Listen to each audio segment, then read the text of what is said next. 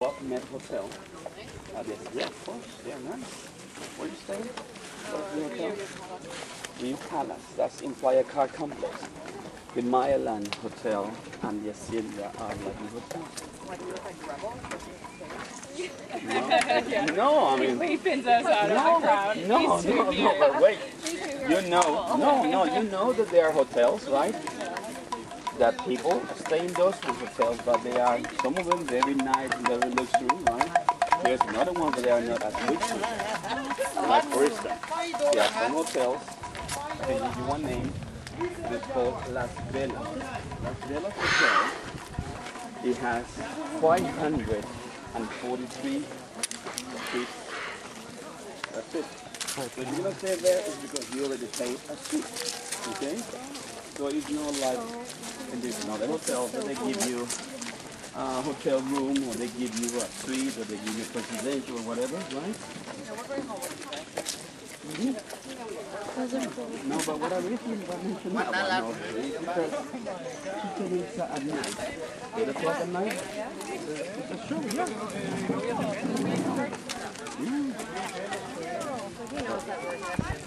Into the mode. No, I don't know. I don't know that. I'm not sure. Yeah. Yeah.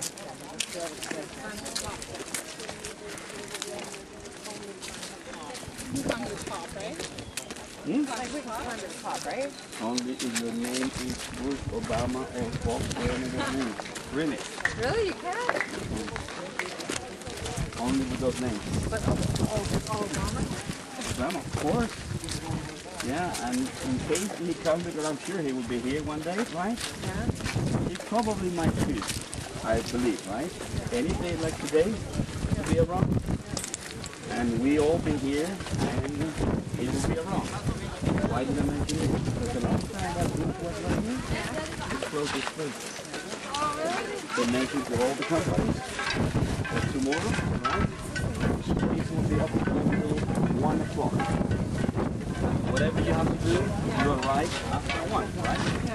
Because of all these times, they mentioned to all these vendors, tomorrow, if you want to trespass because they come to the jungle, you do it after 1 o'clock. Because in case you do early in the morning, you might get shot.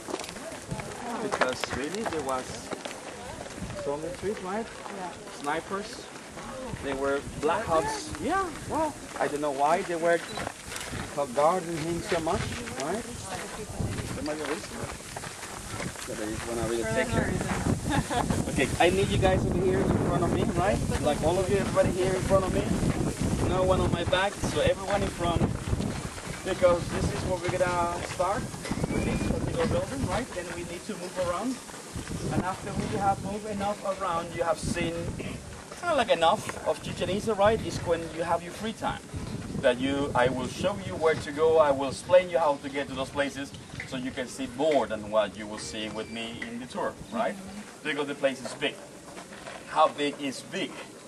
Some places like Chichen Itza that obviously was once a very important religious center. Today we know exactly how big it is. Because obviously there's a lot of work has been done, okay? And when they moved farther, they found more buildings, more pyramids. So we know exactly how big it is. Chichen Itza, the whole place covered 10 square miles. In 10 square miles, we have somewhere around what they believe, right? An estimate number of around almost 2,000 structures or 2,000 buildings. Most of these 10 square miles, probably around maybe 95%, today looks still like jungle, like hills or mountains. We have no hills, no mountains in this area, right? Because it's all flat. But those hills and mountains are actually once a building like this, covered by trees and jungle. That's why they still look like a mountain, more or less, for some people. Okay, like the picture that you saw today that we passed, that looks like that. So this area that actually you get to see now is because they have been worked, and we obviously hope the tour guides that one day we might be able to show you more that we cannot, because the walking distance to get there, it will be too much, right? You might need to spend at least 5-6 hours in Chichen Itza that we only do 3. The entire place is divided into different sections. They have worked a little bit in each of them. There are 2 somewhere behind that area. those two are known as the old Chichen Itza. The old Chichen Itza buildings were built during one time that is known as the classic period. Classic period means astronomy, calendar use, mathematics, hieroglyphics, the high peak. That is 400 to 900 AD. This is when the Mayas achieved that much. But something happens around 850, that the Mayan religious culture, the Mayan cities, all of them were abandoned during that time. The reasons why the Mayan collapsed during that time are actually unknown. Nobody really knows what might happen. But we know that all the places were abandoned. So when they start to study all this civilization and start to find all these many religious centers that we know how many, they might be all over Mexico and Central America, actually that really represents a huge mystery. Because we are not talking about 2 or 3 or 4, we are talking about hundreds of cities. Some of those hundreds of cities, they used to have like a 60 to 100,000 people. How many million people might be talking about that this was probably the largest exodus? Have you heard of that one? That all these people abandoned this place. But why happened, right? They start to notice that in some of these pyramids, we got all these writings, all these hieroglyphics, okay? They also noticed that some of these pyramids have all these frescoes or painting walls. At the beginning, nobody really knew to understand one single glyph of that writing, okay? The one that we know that he is the one that actually really break the code of the Mayan system, because many people have studied hieroglyphics and they were epigraphists and they were everything, but the one that we like him, because obviously he provides that information, I'm going to give you his name, and if I make a mistake pronouncing that name, correct me that name. Okay? Really. Yuri Ivanovich or Ivanovich Narasov. There you go. He's the one. Thanks to him, we know about writing, okay? How to read, how to understand, and about the dates and everything. But they believe, and they thought that maybe one day we will get to know the writing, maybe the answers of whatever happened 850, it might be there on that wall. We discovered the writing. We were able to learn that in that writing, in one of these walls of pyramids, it shows an image of a person. And at the beginning, that person looks to us like maybe a god, because the way he looks at his face and everything. We realize that there's nobody god. It's actually a person that was a ruler or a king. What was his name? What was the purpose of the visit? Because he was not the king or ruler from Chichen Itza, right? He came from somebody else, somewhere else. And they got his name and the date where he visited us. So this would actually realize that most of the writings, they were actually important events that happened in those days, right? But nothing about 850. So some people start to come up with their own ideas that the reason why the Mayan collapsed, one of them is supposed to be a huge, long drought. That's why I mentioned today about the water, okay? No rain, no crops. And you might have water for drinking, but what about water for food? What about that corn, those beans, those everything in that time? So the Mayan civilization is supposed to be forced to abandon and to leave these places. Hundreds of them, all of them at the same time. Where did they go? They always mention that the Mayas disappeared, because no one ever heard about these Mayans after that one. But around almost 150 years later, the Mayas start to build pyramids again. So that means that the Mayas, when they left, disappeared. They appeared one day and came back. And when they came back, they started to build all over again.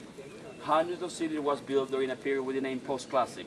And Post-Classic is around 920 to 950 to almost 1300 AD. One of those hundreds of cities is the north side of Chichen Itza. So all the area that you guys are going to be with me, they start to be built between 920 to 950 to almost 1300 AD. But we noticed that the north side of Chichen Itza that the Mayas built during this post-classic period of time that is also known as the declining, they has everywhere snakes. Remember that I mentioned that one? There will be snakes everywhere. Now when you see that building, that is a good example. Can you notice one snake head somewhere on the corner? Okay, behind the head, obviously when we get closer to many of them, you will see the body. But these are not just any snake. These are very unique snakes, as you will see, because all of them has the body covered by feathers. So this became to be known as the feather serpent. But the feather serpent in the central part of Mexico, Mexico City, Aztecs and Toltecs and different ones, they were also worshipped once to the feather serpent. And the feather serpent in the central part of Mexico was known as Quetzalcoatl.